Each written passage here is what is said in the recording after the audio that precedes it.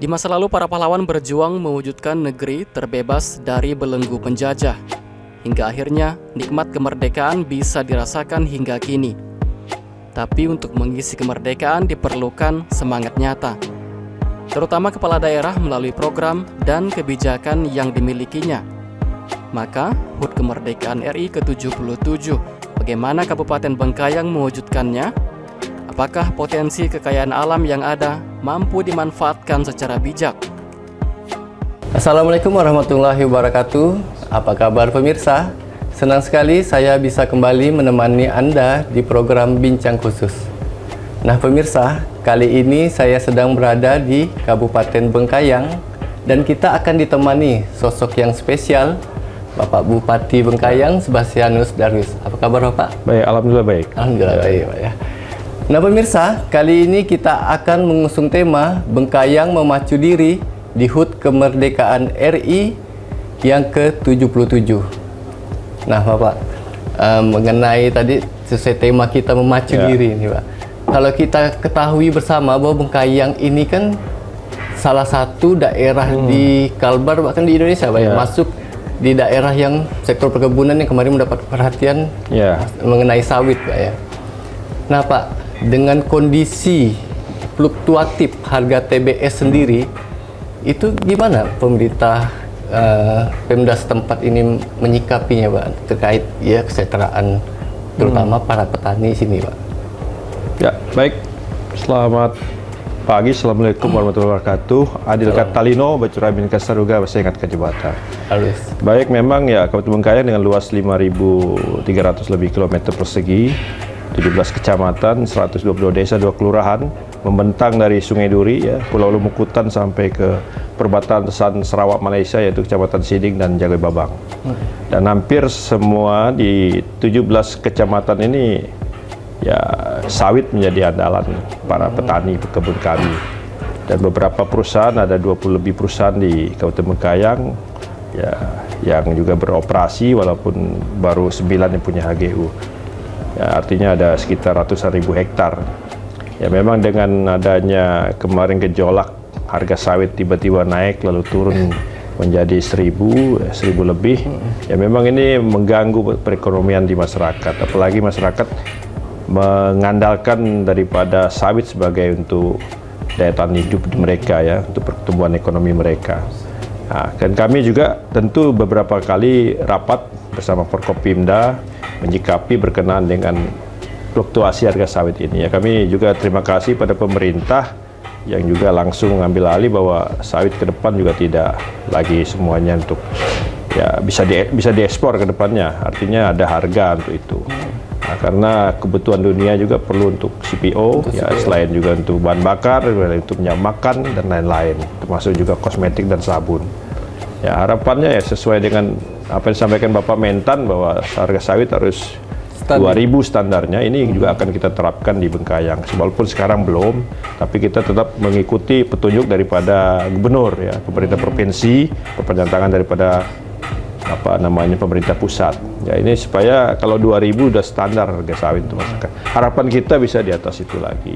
Ya, memang kita lagi memantau semua perusahaan sawit. Sini ada 9 PKS, ya, ada 1 PKS yang non kebun, ya, seperti PT SBW juga kita akan kontrol semuanya agar bagaimana mereka menerima sawit masyarakat dengan harga yang sesuai. Gradingnya di sawit di kebun di pabrik tidak besar. Ya, biasanya pengaruh juga di grading, ya kan, itu harga susut daripada sawit, jadi airnya itu tidak besar. Jadi ini yang tentunya harus kami pemerintah ya sebagai ya perpanjangan tangan rakyat lah, untuk rakyat juga. Pak, dengan harga 2.000 tadi itu Bapak bisa menilai bahwa ini harga yang sebenarnya sudah cukup standar lah untuk kebun, ya. Tapi harapannya itu di atas 2.000. Itu sudah cukup lah. 1.008 juga sudah cukup, lagi 2.000 gitu. Gitu. Karena tentunya yang kita inginkan dari pemerintah pusat juga mengatur daripada pupuk. Oh iya. Nah, ini kan pupuk, begitu sawit naik, pupuk naik, ya sawit turun, pupuk juga tidak turun. Nah, ini namanya ya yang harus dilakukan oleh pemerintah pusat, ya, terutama pupuk-pupuk yang memang dibutuhkan oleh masyarakat, ya, para pekebun ini. Harga pupuk ini ada, harganya juga yang non subsidi ini tidak mahal. Termasuk bagaimana mengembangkan tuh pupuk-pupuk yang pupuk apa namanya bukan kimia ya. Jadi untuk yang penting intinya sawit ini harus dipupuk. Tanpa pupuk sawit tidak akan menghasilkan buah yang baik. Nah, ini juga yang tentunya turun tangan pemerintah pusat karena untuk itu harapan kami ya apalagi di Kalbar yang pelabuhan Kijing sudah diresmikan ya. Bagaimana pemerintah provinsi juga menarik para perusahaan atau pengusaha yang mau bangun pabrik pupuk di Kalbar. Ya, karena ini juga membantu karena di Kalbar itu hampir 1, lebih juta kebun sawit. Nah, dan Kalbar itu adalah penghasil CPO nomor 2 di Indonesia. Ya kan? Nah, termasuk perkebunan sawitnya yang nomor 5 terluas di Indonesia. Jadi ini ya, harapannya ya memang harus sinergi lah bagaimana distribusi pupuk dengan fluktuasi harga ini. Kalau itu bisa dilakukan, yakin percaya ya masyarakat akan punya nilai tambah. Kembali segar, Pak. Nah, Pak, sebenarnya kok kita bicara Kabupaten Bengkayang ini kan spesial ya, Pak ya, karena kita berbatasan dengan negeri jiran Malaysia gitu, dengan jalur daratnya gitu. Ada nggak Pak dampak ekonominya terhadap penduduk, ya terutama penduduk perbatasan, karena kan katanya pemerintah pusat ini kan membangun dari desa katanya ya, Pak ya. Kalau di sini Bapak melihatnya, apakah udah tersentuh? Sudah. Secara belum dibuka border aja ada. Coba Bapak pergi ke Jagoy, kayaknya kaya orangnya. Arti dampak ekonominya bukan hanya di Jagoy Babang aja Pak, sampai ke kecamatan 17, kecamatan Sagoledo. Malaysia sedikit makan sayurnya dari Bengkayang. Itu dari satu dampak hasil ya. Belum lagi yang lainnya sangat berdampak ya. Tentunya karena negara juga mau bahwa border itu harus ya dibangun dengan besar dan harus resmi. Ya, makanya dibangunlah border Jagoy Babang. Ya mudah-mudahan ke depan akan diresmikan oleh Bapak Presiden. Sekarang baru 88% pembangunan border itu dibangun ya. Mudah-mudahan di seberang juga membangun bordernya. Jadi kalau sudah selesai kedua-duanya sudah bisa diresmikan oleh kepala negara masing-masing. Ini dampaknya sangat luar biasa untuk bukan perbatasan Bengkayang. Secara keseluruhan, Kalbar secara keseluruhan, bukan Bengkayang aja. Sing bebas, Pak. Ada keuntungan. Jadi pilihan orang bukan pergi ke Aruk aja, tapi bisa pergi ke Entikong, bisa pergi ke Bengkayang. Kenapa? Karena Bengkayang paling dekat dari semuanya. Dari Jagoy Babang menuju ke Kuching hanya 45 menit. Nggak ada border lain yang hanya 45 menit. Lebih dekat. Nah, dari Jagoy menuju Pontianak paling 5 jam. Jarak tempuhnya dari kantor saya ini hari ini kita pergi ke Kuching 2,5 jam aja Pak. Pulang lagi bisa PP. Hanya untuk ngopi. Nah, tadi saya baru buka adat untuk buat jalan di desa Sahan, yaitu Jalan Sujah menuju Nibung. Itu daerah kebun, daerah hortikultura, banyak jagung, banyak sayur mayur, juga daerah wisata. Dari situ sangat dekat sekali ke Kuching. Ya, kita mau kalau border dibuka, infrastruktur baik, orang Kuching datang ke tempat kita belanja, keluar ringgit, dia singgah istirahat wisata bisa berhari-hari. Nah, ini yang kita akan bangun. Nanti ada dampak sekali multiplier efeknya untuk pertumbuhan masyarakat secara keseluruhan di Kabupaten Bengkayang. Kalau ketergantungan biasanya kan dari pusat biasanya atau dari mana kan biasanya merasa kalau warga perbatasan di Kalbar ini cukup ketergantungan dengan negeri tetangga gitu. Oh, tidak. Enggak? Tidak. Ada barter situ. Nilai ekspor aja kita lebih tinggi dari dia. Tidak ada ketergantungan. Yang intinya pasti tukar produk yang dijual dan dibeli, ya kan? Kita menjual hasil sayur kita, hasil buah kita, apa yang kita beli dari masyarakat kita, produk dari Malaysia. Kan dari situ perbandingannya. Jadi bisa kita lihat di Kementerian ya Keuangan, lalu bea cukai berapa sih ekspor yang keluar, berapa sih yang impor yang kita masuk, kan seperti itu. Intinya kalau border dibuka, ini bisa menghambat, memutus barang-barang ilegal. Itu paling inti, dan pertumbuhan masyarakat akan tinggi. Kalau border dibuka, harus keluar masuk orang, keluar masuk barang juga akan tinggi. Ada multiplier effect di situ. Dan kami sangat beruntung kalau border Jagoy Babang, kami punya 156 potensi wisata yang silakan Malaysia untuk kunjungi ke Bengkayang. 156. Kedua, pintu masuk orang wisatawan itu dari Sarawak. Dari Sarawak. Ya, orang dari Hong Kong langsung ke Sarawak. Ya, orang langsung KL langsung ke Kuching. Orang dari Thailand langsung ke Kuching. Arti pintu masuk. Dia mau datang ke Pontianak hanya berapa jam aja atau ke Bengkayang. Hanya kita tinggal mempersiapkan akomodasi, perhotelan, kuliner macam-macam. Karena itu yang dibutuhkan oleh Malaysia. Ya. 156 tempat wisata. Ya. Mungkin ditahan dulu Pak ya. Ya. Pemirsa pasti akan penasaran nih. Jangan kemana-mana pemirsa, kami akan segera kembali setelah jeda pariwara berikut. Tetaplah bersama kami.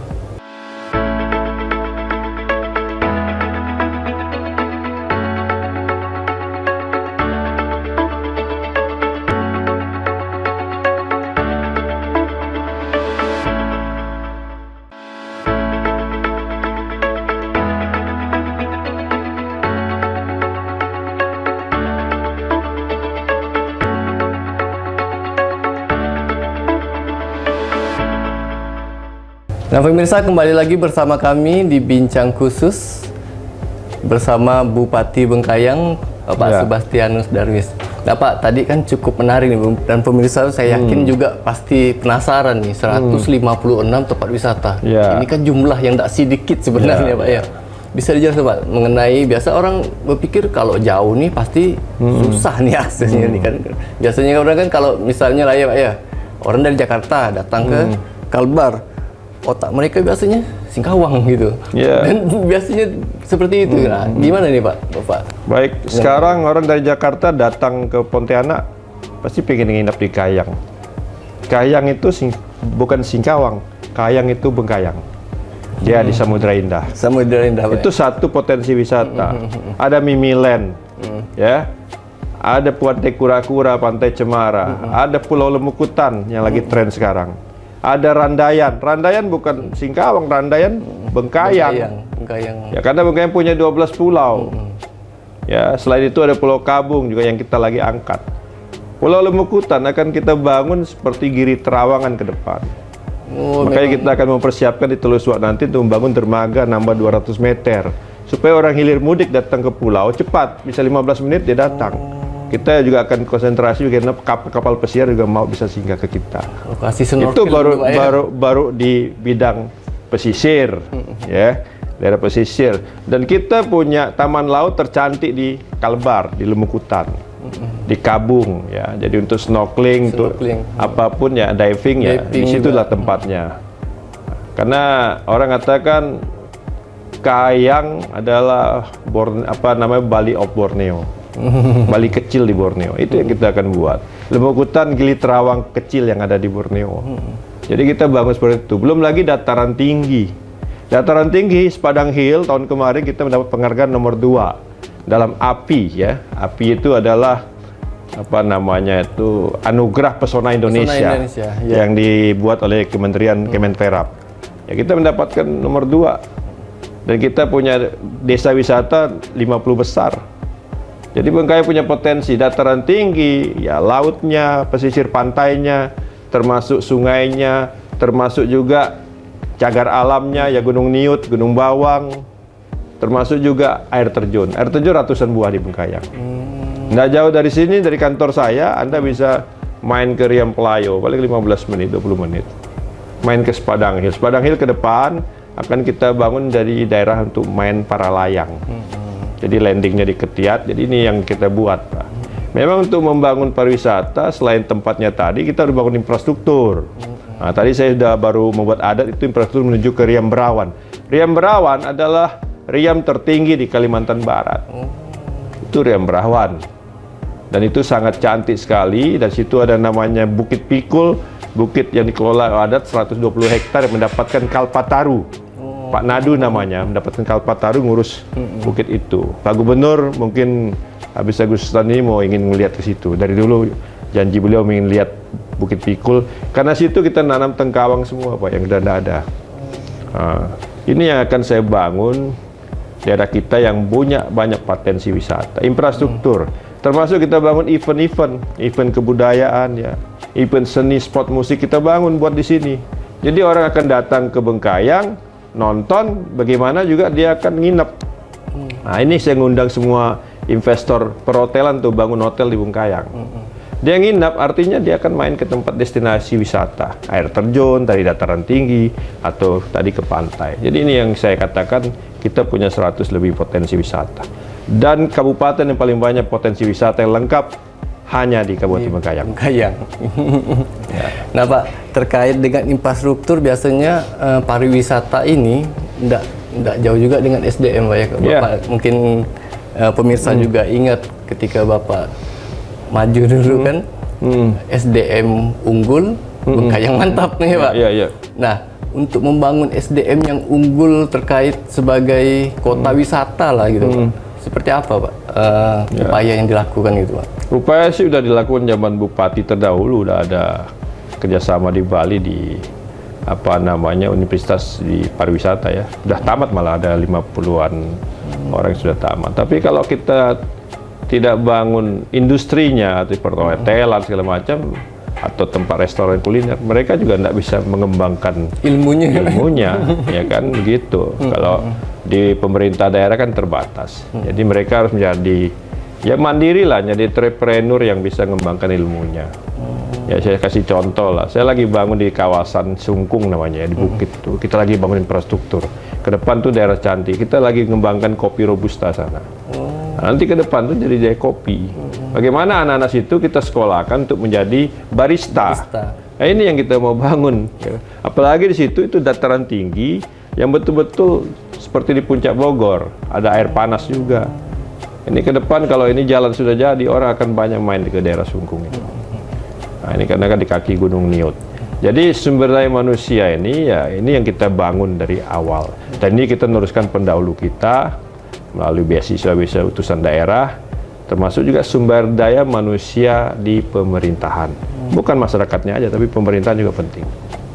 Ya, penerimaan masyarakat sendiri Pak, dengan adanya beberapa pembangunan misalnya ini kawasan wisata di sini, seperti apa tantangan Pak? Senang, mereka siap gitu? Mereka sudah siap, senang menerima pendataan. Ya sudah, karena apalagi sekarang desa-desa sudah membuat BUMDes semuanya arahnya ke wisata. Artinya kan sudah siap mereka, ya kan? Nah, bagaimana juga selain itu kita aja jangan menjual wisatanya juga aja, tapi kulinernya juga, termasuk juga kreativitas untuk cenderamata. Nah, ini juga harus dibangun. Makanya situ nanti dinas koperasi UMKM juga akan ikut terlibat selain dinas pariwisata tadi. Ya ini harus sinergi lah. Nah, nanti market dari mana? Market ya dinas perindak. Beberapa pameran kita ikutkan, atau wisatawan yang datang langsung ke tempat wisata itu bisa membeli cenderamata. Ini yang harus kita bangun ya, untuk sumber daya manusia ya bisa mengekspresikan dirinya. Ya. Pak, terkait tadi yang pertanian dari Pak ya. Bapak tadi ada menyinggung sedikit mengenai masalah ada di situ ada meresmikan jagung, tanam jagung. Nah, sebenarnya hortikultura di pertanian di Bengkayang ini nih Pak, seperti apa Pak? Maksudnya perbandingannya dengan biasa orang tahunya Bengkayang ini perkebunan. Kalau Bengkayang tuh Pak, jagung tuh bukan hortikultura, pangan namanya. Tanaman pangan. Ya, tanaman pangan Pak. Jale Pak ya. Jagung kedelai. Dan Bengkayang adalah salah satu penghasil jagung terbesar di Kalbar. 70% jagung Kalbar itu dari Bengkayang. Dan Bengkayang mempunyai luasan jagung 35.000 hektar mandiri Pak. Belum ada investor masuk, mandiri, arti petani. Dan ini menyebar di hampir 15 kecamatan. Ya kita diminta Bapak Gubernur, minta Bapak Menteri untuk meluaskan lagi industri perkebunan jagung ini. Nah, makanya kita juga meminta bagaimana perusahaan itu membangun pabrik pakan jagungnya di kita. Ya kan? Nah, jadi ini paling besar. Orang tahu Bengkayang itu jagung, Pak. Ya. Bukan sawit jagung malah orang tahu. Baru dia hortikultura. Hortikultura ini sayur mayur, Pak. Sayur mayur. Nah, kita adalah salah satu penghasil sayur terbesar di Kalimantan Barat. Penghasil daging terbesar di Kalimantan Barat. Termasuk juga ikan. Itu Bengkayang, Pak. Nah, jadi ini yang harus diketahui seluruh masyarakat di Kalimantan Barat. Karena satu-satunya daerah yang paling subur di Kalimantan Barat adalah di Kabupaten Bengkayang. Kenapa saya katakan begitu? Bapak boleh cek tanahnya mulai dari Bengkayang sampai ke Kecamatan Seluas dan Siding. Tidak ada tanah yang sesubur, segembur daripada Bengkayang. Pak. Bengkayang. Di bumi Ini- Sebalo. Ya, di Bengkayang lah Pak. Bengkayang itu seluruhan, kalau bumi Sebalo ini hanya Bengkayangnya aja. Ya. Nah, pemirsa. Jadi supaya Bapak ketahui, bukan sawit, jagung itu adalah salah satu produk unggulan saya selaku bupati, termasuk pariwisata. Kalau sawit ini udah melegenda lah, ini kan dari perkebunan, tapi kita akan kembangkan ini. Malah saya tambah satu lagi, saya mau mengembangkan nilam, supaya orang di dunia tahu Bengkayang ada penghasil nilam terbesar di dunia. Nah, Bapak belum pernah dengar nilam kan? Nah, ini. Mungkin tahan dulu nih Pak. Mungkin pemirsa biar kita sama-sama penasaran ya pemirsa. Jangan kemana-mana, kami akan segera kembali setelah jeda pariwara berikut. Tetaplah bersama kami.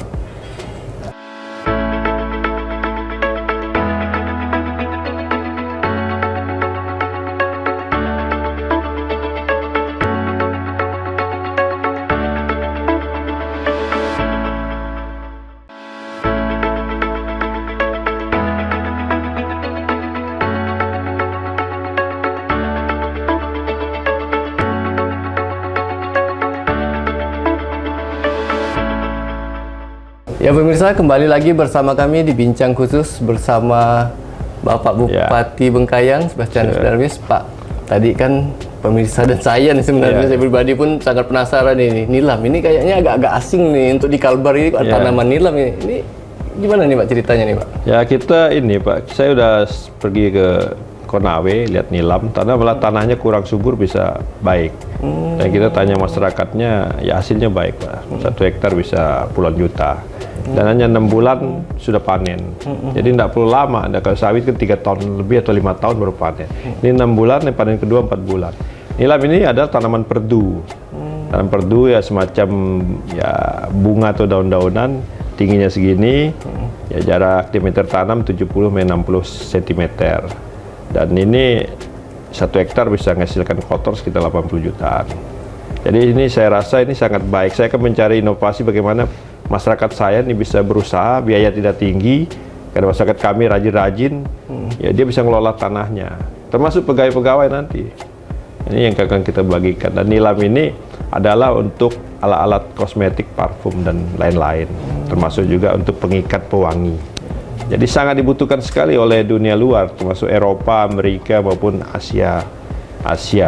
Ya. Udah dicoba berarti itu Pak ya? Sudah ada pabriknya Pak, saya langsung ke pabriknya. Kebetulan orang kita Kalbar yang adalah salah satu penghasil atau distributor nilam ini untuk dunia. Jadi nilam ini memang dari dulu sebagai pengikat daripada parfum. Jadi ini karena ini harganya juga baik, saya rasa ini adalah Potensi salah satu besar, Pak, ya? yang harus kita kembangkan di Bengkayang, dan mudah-mudahan bisa nyebar hampir di seluruh Kalbar. Karena ini cukup cepat sekali untuk bisa menghasilkan uang untuk para petani. Dan mudah, siapapun bisa ngerjakan. Nek, aki, nek, orang tua pun bisa ngerjakan, ya kan? Jadi kakek-kakek nenek bisa ngerjakan, karena dia tinggal petik, tanam. Oh gitu. Ya, apalagi kita kan daerah tropis, tentunya hujan dan panas sudah teratur. Cocok Pak ya? Ya. Pak, potensi yang lainnya nih Pak, selain tadi yang berapa item-item? Saya malah ngembangkan selain potensi perkebunan, pangan, hortikultura, wisata, saya juga akan harus mengembangkan perikanan, Pak. Perikanan. Karena saya punya 88 km garis pantai dan punya 12 pulau, punya laut ya. Ini dan juga laut kita, Laut Cina Selatan adalah penghasil ikan terbesar di Indonesia. Nah, kita juga lagi mengembangkan rumput laut di daerah pesisir, kita juga mengembangkan kepiting soka di daerah Karimunting, ya boleh nanti dilihat petani kami untuk peternak nelayan juga kita kembangkan. Ya membangun kelompok-kelompok nelayan sampai kita membina jadi koperasi, bisa memanfaatkan dana KUR untuk bisa mengembangkan usaha mereka. Ini yang terlupakan. Sebenarnya ini potensi besar untuk ya, masyarakat kita untuk bisa meningkatkan ekonomi mereka. Karena selain petani, nelayan juga kita harus sentuh. Itu. Karena Bengkayang ya sangat luar biasa, diberikan Tuhan. Ada air, ada laut, ada gunung, ada daratan, ya tanah yang subur, ya lautnya yang punya ikan yang banyak. Ini yang harus kita kembangkan. Dan juga di pulau, di Lemukutan, Kabung, Penata, besar kecil itu juga kita lagi mengembangkan. Di daratannya adalah selain menanam cengkeh, pala juga alpukat. Oh, rempah-rempah. Itu tambahan mereka. Ya, ini dari dulu sudah memang udah jalur rempah Nusantara itu ada di kita. Udah ada di sini Pak ya. Ini yang tentunya harus kami kembangkan juga karena sudah diresmikannya Kijing. Bagaimana kita memanfaatkan Kijing ini sebagai pelabuhan terbesar di Kalimantan agar industri juga bisa dibangun di daerah kami. Ya, kita juga akan menyiapkan kawasan industri, namanya kawasan industri Bengkayang. Apalagi semua energi, ya listrik itu ada di Bengkayang, PLTU 1, 2, dan 3. Nah, ini yang tentunya punya potensi untuk pengembangan daerah industri. Ya, apalagi akan dibangun tol Pontianak Singkawang. Ya, setahun ini kan akan dibangun tol Pontianak Kunyit. Ya, ke depan akan Pontianak Kunyit Singkawang. Dan itu melewati 8 desa yang ada di Kabupaten Bengkayang. Malah Singkawangnya sedikit. Singkawang itu finishnya. Nah, jadi daerah ini yang kita manfaatkan. Mudah-mudahan dengan tol ini dibangun, ada pintu gate yang juga paling tidak 2 masuk ke daerah kami. Ini sangat baik lah bagi pertumbuhan daerah kami ke depan. Berarti ketika nanti perbatasan benar-benar dibuka, udah selesai, ya. Masyarakat sini sudah siap Pak ya? Kita sudah siap Pak. Kita harus mempersiapkan diri Pak. Bukan masyarakat sini aja, ini persiapannya untuk ASEAN Pak. Ya kan, ini apapun orang akan datang ke sini. Iya. Nah, semuanya kita harus sudah siap. Pak, dengan tadi kan sebenarnya kalau tadi kita paparkan dari awal dari sektor pertanian, kelautan, pariwisata sebenarnya kan sangat bagus sekali tadi Pak ya. Tapi secara pertumbuhan ekonomi kan kemarin tuh sempat dibicarakan bahwa pertumbuhan ekonomi secara provinsi Kalbar itu lebih tinggi daripada nasional. Ya, ya. Kalau dari hampir 5%. Sama Pak. Bengkayang termasuk salah satu itu yang meningkatkan indikator Kalbar. Salah satunya dari kabupaten-kabupaten ini termasuk Bengkayang. Ya, tentunya pertumbuhan ekonomi di Bengkayang 4% lebih. Habis itu pendapatan per kapita kita tinggi, termasuk tertinggi di Kalbar. Jadi selama pandemi tidak sama sekali goncang ekonomi di sini, karena memang masyarakat kita itu tadi ya hidup dari petani, pekebun, dan nelayan. Dan ini hasil mereka tidak terganggu. Nah, ini yang tentunya sangat baik dan ini harus ditingkatkan terus. Ya. Dan ke depan Kalbar akan lebih tinggi lagi karena apa tadi udah dibuka Kijing sebagai pelabuhan terbesar di Indonesia dan di Kalimantan. Termasuk nanti dibuka lagi pintu border Jagoi Babang. Jadi nambah ya, menambah pertumbuhan ekonomi daerah-daerah tersebut, menjadi mengangkat indikator pertumbuhan ekonomi Kalbar. Pak, mungkin ini di penghujung acara kita Pak ya. Ekonomi udah bagus. Ya. Tapi kan ada satu di ya spirit kemerdekaan kita di HUT yang ke-77 tahun ini. Ya. Upaya untuk pemberantasan korupsi gimana Pak? Ya, tentunya korupsi harus kita hindari. Ya. Tidak boleh terjadi lagi korupsi, apalagi di Bengkayang ya kan. Nah, ini yang kita buat termasuk di pemerintahan kami. Ya, memang banyak sekali tertangkap tangan, ya jual beli jabatan. Ya, semoga Bengkayang tidak ada seperti itu. Ya, betul-betul orang yang menduduki jabatan, orang-orang yang benar-benar pilihan. Tidak ada diiming-iming dengan uang atau segala macam. Intinya kita anti korupsi, ya. Dan kita harus mencanangkan bagaimana mencegah orang tidak terjerumus dalam korupsi. Ya, ini lagi pemerintahan kami adalah pemerintahan yang terbuka. Pak, terima kasih banyak nih Pak atas waktunya serta ide-ide yang udah Bapak sampaikan sejak segmen awal tadi. Sebenarnya waktu setengah jam mungkin dirasa kurang cukup singkat untuk menggali ide-ide yang dari seorang Sebastian Darwis. Tapi apa mau dikata, waktu juga yang memisahkan kita. Sampai di sini pemirsa, bincang khusus kali ini saya Deli Borneo bersama kru yang bertugas pamit undur dari hadapan Anda. Sampai jumpa.